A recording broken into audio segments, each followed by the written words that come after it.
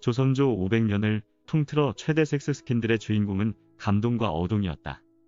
이 같은 내용은 구전에 내려오는 것이 아니고 당시 사회에 큰 충격을 준 사건이라 조선왕조실록에 상세히 기록되어 있고 그것을 적은 사관들이 등재를 꺼려했다는 사실까지 적시되어 있다.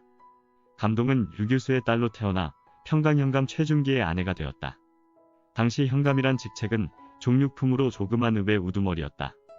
그러다가 남편인 최준기가 종사품으로 진급하여 전라도 무안군수로 부임하여 아내인 감동과 함께 현지에 내려갔으나 감동은 병을 핑계로 서울인 한양으로 오르락 내리락 거리며 스스로 참기라 자처하며 많은 사내들과 간음을 하였다.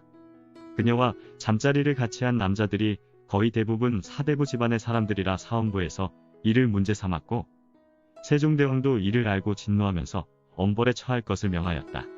조선왕조실록에서는 그녀를 거쳐간 사내들의 수는 헤아릴 수 없이 많았다고 기술하고 있다. 그녀가 정을 통한 남자는 실록에 등재된 이름만 41명에 달한다. 한 집안의 고모부와 조카, 삼촌과 조카와도 정분을 나누었다. 좌이정 이기령의 아들 이돈과도 정을 통했고 고려말 홍건적을 몰아낸 명장, 변한열의 손자 변상동과 태조 이성계의 의형제인 이질안의 손자 이효랑도 있었다. 이효량은 전 남편 최준기의 매부이기도 하였다. 그야말로 조선 초기의 기강을 송두리째 흔들어 놓은 섹스 스캔들이었다. 그녀의 음란 생활은 세종 9년 8월에 체포되면서 끝이 났던 것이다. 그리고 그 사건으로 파직을 당하였거나 감옥에 간 사람들의 명단을 실록에서 자세하게 밝힌 것은 우리 후세에게 경각심을 높이고자 함이 아니었을까 생각한다. 총재 정홈은 상호군 이효랑, 해주판관 오말로, 도사 이곡 혹은 전유정을 비롯하여 장년 첨절제사 박종지, 행사직 주진자, 간관 유승류, 길주 판관 안위, 진해현감 김희정 등 수많은 고위 관료들과 황치신, 전수생 같은 명문가 자제들도 끼어 있었다. 지금의 직위로 말하면 판사, 검사, 고위공무원, 시장, 군수, 언론계, 대기업 총수 자제 등일 것이다. 아무튼 이들 대부분은 곤장을 맞고 파직을 당하였고 당사자인 감동은 지방관하의 노예로 살다가 1년 후 왕이 그녀의 노비의 신분을 풀어줘 변방으로 나가 평생을 살았다.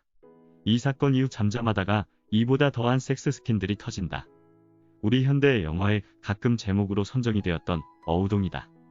어우동은 성종 때인 1439년 승무원 지사였던 박윤창의 딸로 태어나 종실의 명문인 태강수동에게 출가를 해서 외명품계인 해인이라는 품계를 받았다. 지금으로 치면 해인은 종사품으로서의 직이다.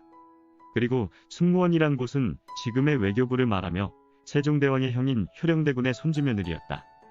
어우동은 팔촌 시아주버님이 되는 수산수기 이대왕인 정종의 손자와 간통을 하고서도 또다시 육촌 시아주버님이 방산순한 세종대왕 손자와 통정을 했으니 참 좁고 따지기가 어려웠던 것이다.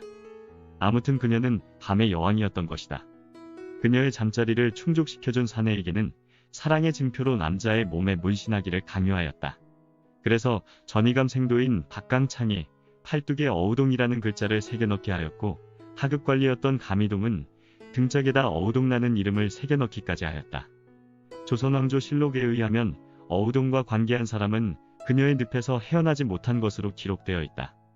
병조판서, 어유소, 직제학, 종산품, 노공필도 기록되어 있고 헌부의 도리 오종년 같은 사람도 있고 과거의 합격의 발령지로 첫 부임가는 홍찬도 그녀로 인해 인생을 망친 사람 중에 한 사람이다.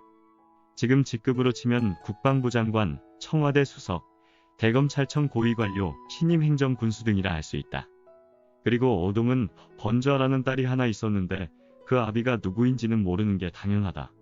아무튼 그녀는 동승지, 김계창의 탄핵을 받고 1480년 형년 41살의 나이에 형장의 이슬로 사라지고 말았다. 모두들 행복하십시오. 감사합니다.